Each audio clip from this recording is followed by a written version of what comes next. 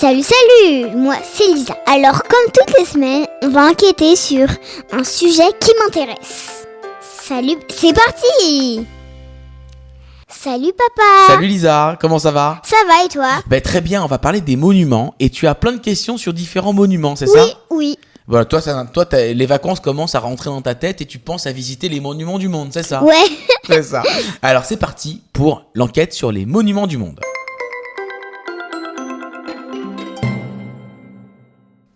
Alors j'ai plusieurs questions à te poser Lisa parce que tu as enquêté. Première question, pourquoi la Tour Eiffel, qui est le monument le plus visité du monde, ça a failli disparaître? Raconte-moi.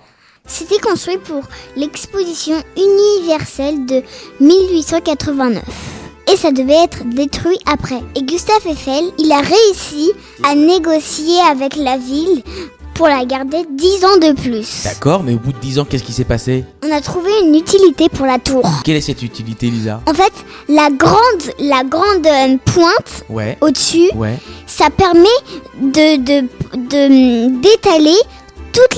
de la radio dans toutes les maisons. Ah, ça permet de diffuser les ondes radio, c'est ça? Oui, voilà, la télé, la radio. D'accord, et c'est pour ça qu'on a conservé la Tour Eiffel. Oui. Pas mal, ok, super.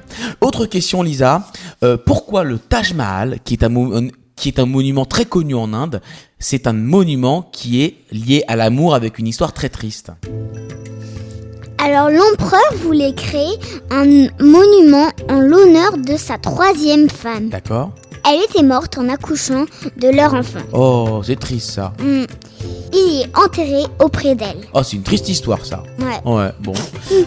Autre question, pourquoi la découverte du site de Petra en Jordanie, cette découverte elle était comme un film en fait d'aventure?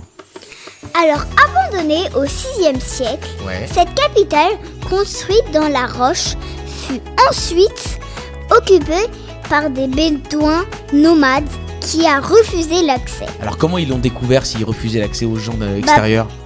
En 1812, il y a un monsieur qui s'appelle Johan qui s'est déguisé pour y entrer, comme dans les films. Ah là là, génial. Une question sur la Statue de la Liberté, tiens Lisa.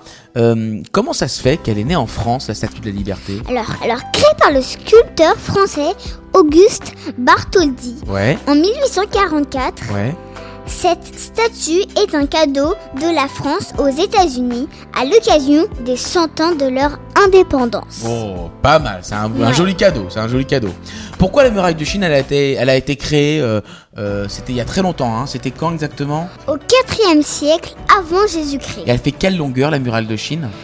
Alors 6400 km. Et alors pourquoi elle a été créée?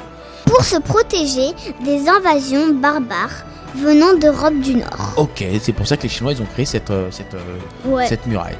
Et dernière question, on va aller à Barcelone cette fois-ci. Ouais, Barcelone les gars, Barcelone. Et pourquoi la Sagrada Familia, qui est une grande cathédrale, elle a une histoire un peu particulière, elle est différente des autres cathédrales?